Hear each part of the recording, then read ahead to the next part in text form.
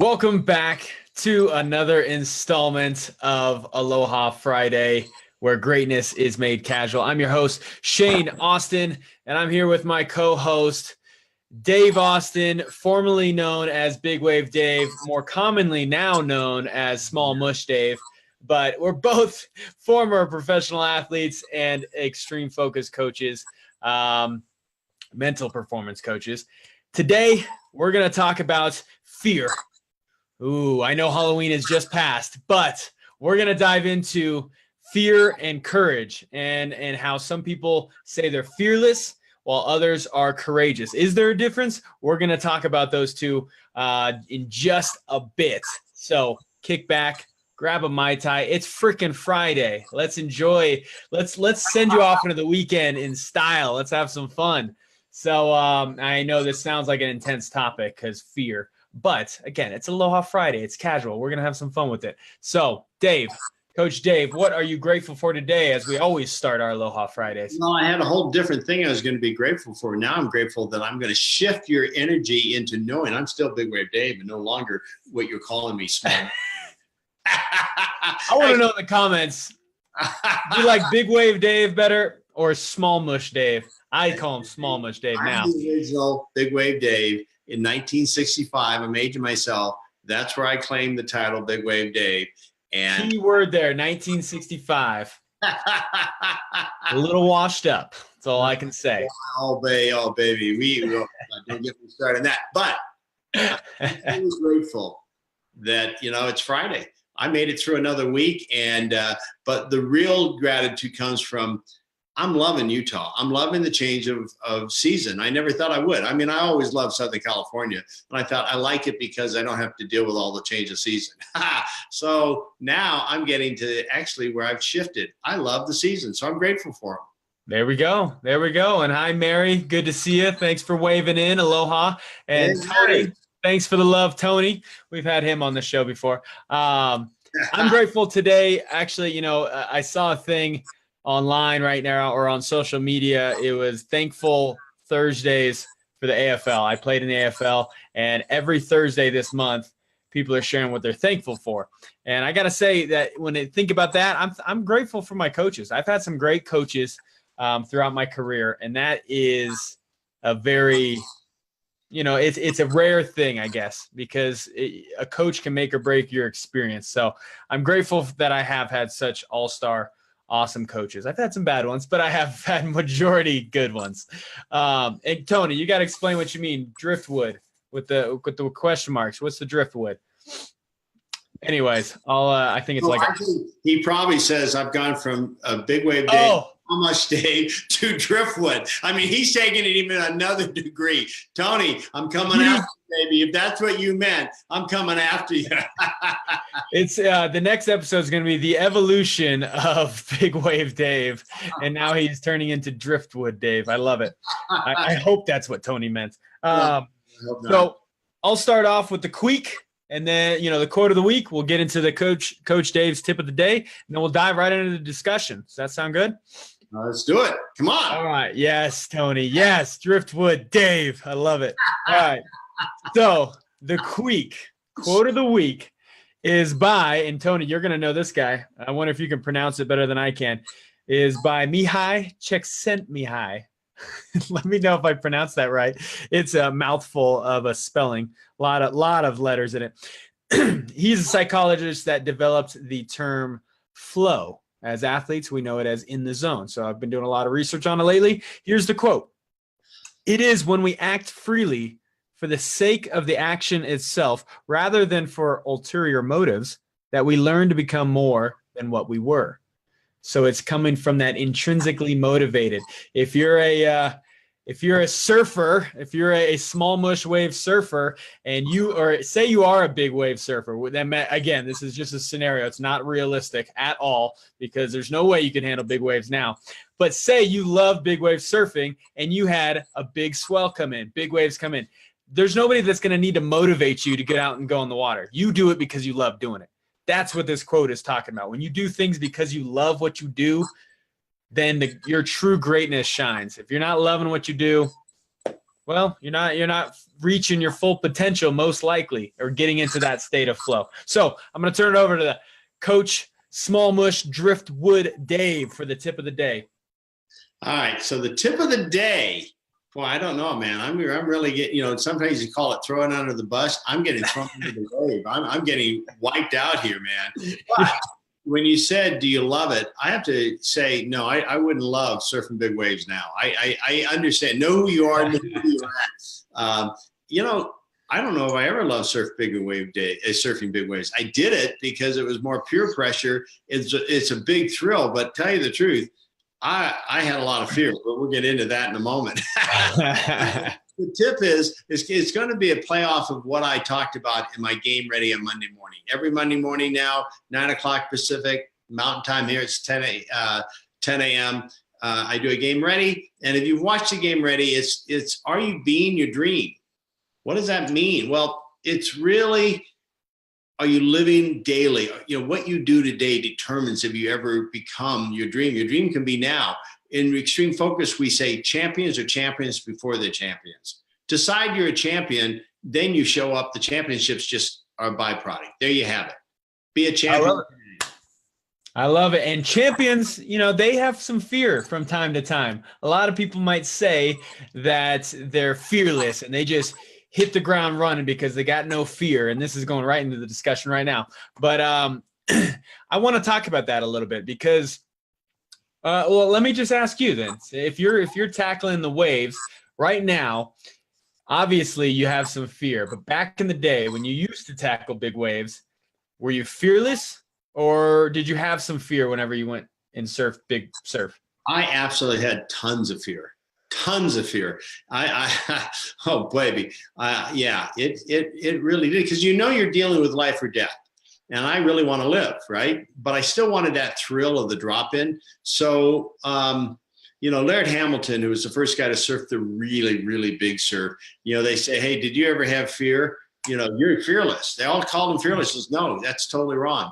I love fear. Now, that's a different approach. He says, I have fear, but as I paddled to catch the wave, as I caught the momentum of the wave and I'm facing the 60-foot drop, I would turn my fear into commitment. And that's where courage comes in, because now you're kind of into your commitment of living and doing this thing that the thrill of your lifetime, so to speak. And so I had a lot of fear wrapped around surfing a big wave. I did. Yeah. Well, I mean, like you said, with commitment, it takes courage to commit to something that you're afraid of. And the reason I think this topic is particularly has a special place in my heart is because, there's some people who maybe they are fearless, but I truly believe that, well, if you are fearless, that means you're not pushing yourself. You're not stepping out of your comfort zone. You're not pushing the boundaries. You're not testing the limits, because if you do test the limits and you are working towards growth, there's going to be some things that make you a little nervous, that make you, a little uncomfortable, that make you a little fearful. And I think that even the lion, we use the lion to represent courage, and the lion is our reminder, because it's not necessarily fearless. When it goes up, I'm sure it does fear of death. Animals, that's really why they have these instinctual behaviors that makes them survive, is because of their fear of death. Literally, the fear of death keeps them alive. If you watch The Dark Knight, I want to say Dark Knight Rises, this was one of the greatest ones. He's going against Bane and his toughest opponent, and he ends up breaking his back. He goes into this prison, into this hole, and the only way to get out is you have to basically make this big leap to be able to catch this ledge and then go up. He went up with a rope all the time, and every time he jumped and he was short. He didn't make it to the other ledge, and he kept trying and trying, and he just kept hurting himself even more. And he's sitting there trying to figure out how he's going to get out of this hole. And the guy responds to him, and he says, basically, "Are you afraid?" And he's like, "No, I'm not afraid. I'm not afraid of dying." And he's like, "Well, that's your problem. You'll never make that jump unless you're afraid of dying, and you got to go without a rope." So he literally goes up and then finally he's, does it without a rope. And if you haven't seen Dark Knight Rises, I'm sorry, spoiler alert. He goes without a rope, and then he does make the jump because now death is on the line. Now he's able to, he might not make it. But that gave him the power to overcome it. And he became something different entirely. I got another story that shows it from a different side too. So, I played professional tennis, and then your mom and she got into tennis later on, and she loved playing. So we played some mixed doubles, and we were playing in this match, and she played on the ad side, and she would like freeze, right? It was like her feet wouldn't move. And so I'm like going, come on, man, nerves are good. You got to, she says, I'm not nervous. It's kind of like, I don't have any fear here. And we tend to do this. We deny it and we stuff it. I said, hey, wait a minute. You're playing great. And then these big points, your feet don't even move. What she had done is thought that fear was a bad thing. So she had stuffed it. And what it caused by stuffing it was blockage. And blockage will stop us from any greatness in us. We subconsciously block us from our greatest good because fear blocks it. And it was a great discovery in me. I said, hey, just acknowledge that you're nervous. It's okay to be nervous. I'm not nervous. And then finally we went through, you're laughing because your mom's and my discussions. But all of a sudden, now it became different. And she hit some monster shots in those crucial times because she acknowledged that, you know what? I really, truly do have fear. It was a big eye opener for me. And I had to look for, well, what am I blocking in me? Because I'm denying fear to come to the surface. Yeah. And I think that this now, how do we relate it to just an everyday person, whether it's you want to be better in your business, whether you want to be just better in life. And now Kathy's saying, not true. I just have slow feet. That's not true. She couldn't hit the great shots if she had to move through what we just discussed. I'm going to believe that, but we'll. So let's transition this into applicable kind of words here, because, anybody watching right now, you might not be Batman. I don't know. You might be Batman, but if you're not Batman and you want to be able to apply this lesson to your own life, well, let's think about it. You might have wherever your skill level is in whatever it is that you want to improve. If the challenge is not great enough, or maybe the stress is not high enough, then you're going to be, in maybe too relaxed state or just going through the motions. It's almost boredom.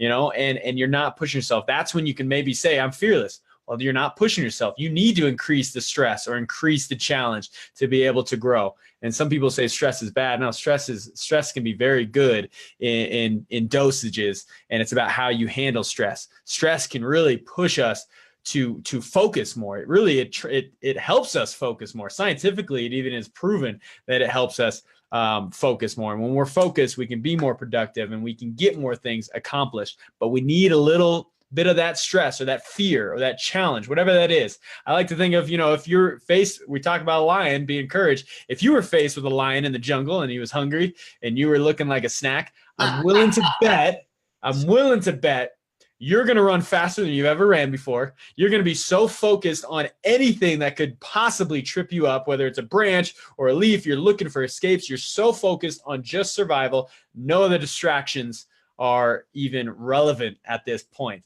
So when you are in that zone, you're going to be able to perform faster. So when we apply it to real life, find areas that you can increase maybe the stress, increase the challenge. Now, if you're getting overwhelmed and it's too much and everything's just way over the gun, now we got to reduce the stress a little bit. We got to, take a deep breath. And then that's when we got to have courage to be able to push through whatever that may be. But courage is not the absence of fear. And I want to read a quote actually that goes right with this by Ambrose Redmoon.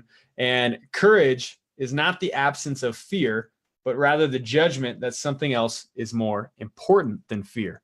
And that's when your true greatest gifts come out, is when you look fear in the face and you still step through it boldly and come out the other side stronger. Regardless if you fail or if you succeed, you're going to be stronger when you step through that fear with courage. Oh, absolutely. And, when I do a lot of public speaking and people say, well, are you ever nervous? I mean, I've spoken in front of 65,000 in a stadium.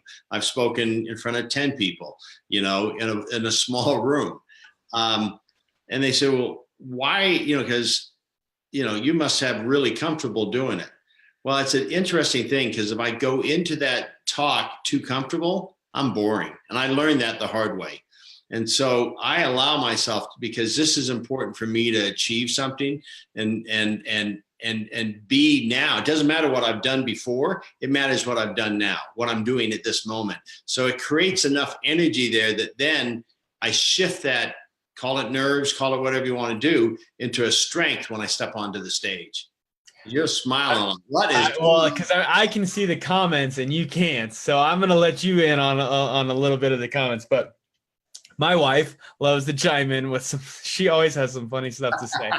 So I'm saying this. I'm going, okay, what's going on? No, it's not while you were talking as well. I was up on my pedestal about stress and how it is a good thing. And she says, I'll remember that next time you tell me not to stress. Too much stress can be a little overwhelming. Too much stress can put us into freeze mode. Now I actually do want to dive into this stuff. Thank you, Megan.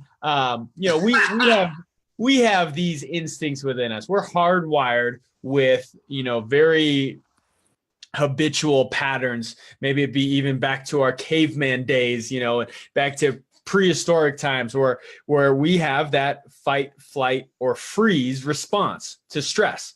And back then it was maybe a saber-toothed tiger or, something that's going to eat you. So in that case, fear is very productive. That stress is very productive because it keeps you heightened and aware. Do I need a bolt? Or do I need to fight? Whatever that is, it keeps you alive. And nowadays we don't have saber-toothed tigers or anything like that. The new fear may be deep under our subconscious, where it's the stress is now just eating away at us subconsciously. We don't even know why we're feeling anxiety or what is causing it. Maybe we do know what it's causing it, but there's no solution. It's like you defeat the saber-tooth, the threat is now gone. Now you can relax. Your body goes back. Okay, I survived today. And then you can, but now when you have this stress that's always there and you don't know how to solve it, the danger is always there. Well, then it's going to start eating away at you. And it's how we handle that stress, panic, distress, worry, that actually does physically harm us. And that's where the biggest killer in the world is, right? It's not stress, but it's our response to stress. So when I tell you, Megan, not to stress, I'm saying really not to worry or not to panic, but the stress is okay. It can motivate us. So let me ask you a question then on a different level. You play professional football. You're a quarterback. You have 365-pound guys wanting to take your head off. How does fear or courage work within what you do in that aspect? Let's say if I was fearless, I felt super confident, I was in complete control, I feel completely relaxed, and I go up there, I would probably take some big hits. I'm going to be honest, because I wouldn't be as sharp. I wouldn't be as focused because I'd be almost a little too relaxed. It's like sometimes you play down to the level of your opponent because they're not maybe perceived as good as you. So I got to get myself nervous in those situations. I got to have a fear because if it's 300 some pounds, there's serious risks there. There's injury. There's, on a very extreme scale, even death. And head injuries and all these different things that could happen.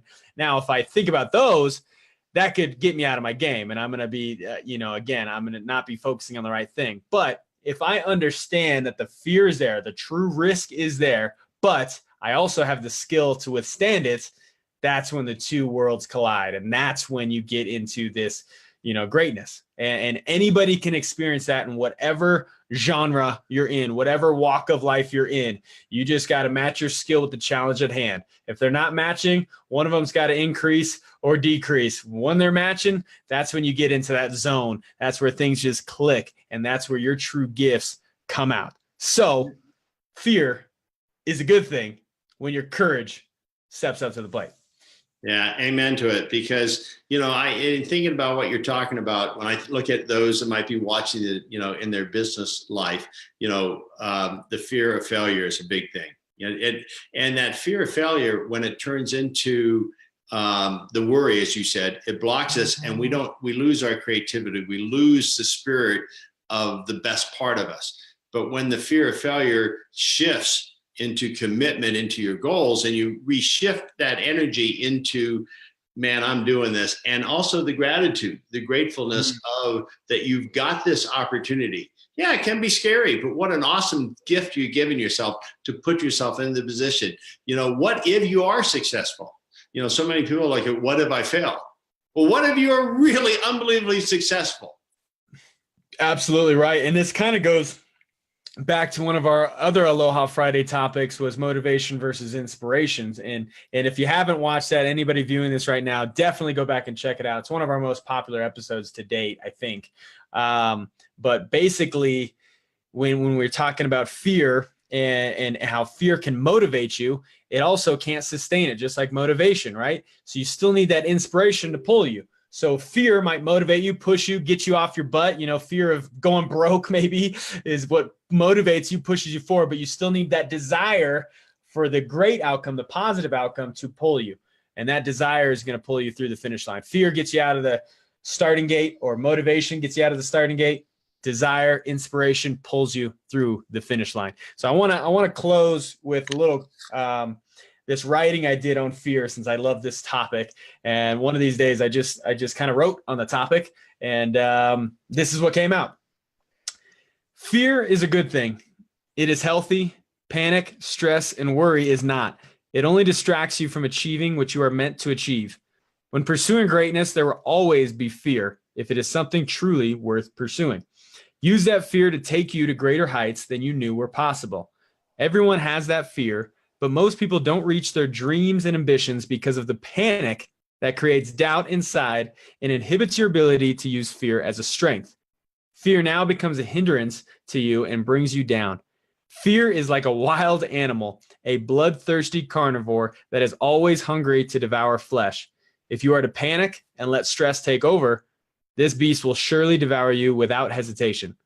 But if you recognize this fear and understand its true strength and harness its energy, you can use this beast as a strength that works for you and with you, creating a much stronger you than you would have been without this fear. Take the fear by the horns and ride on its back, and you will be stronger than you imagined possible. Feel the fear, embrace the fear, use the fear, be a beast. And I know the Be a Beast family knows that one very well, because I've shared that with them, with all of our beast training and extreme focus coaches. So with that. No, before you go, I just got to say, I was hoping you shared that. It's one of my favorite writings that's come through you. It's a beautiful piece. And I want to just really commend you on that. It was pure brilliance. And thank you for sharing with the group. Thank you. Yeah, our Beast family knows it, because we talk about that a lot within our Beast tribe. Well, in the spirit of being a beast, will you take us through the review of the week?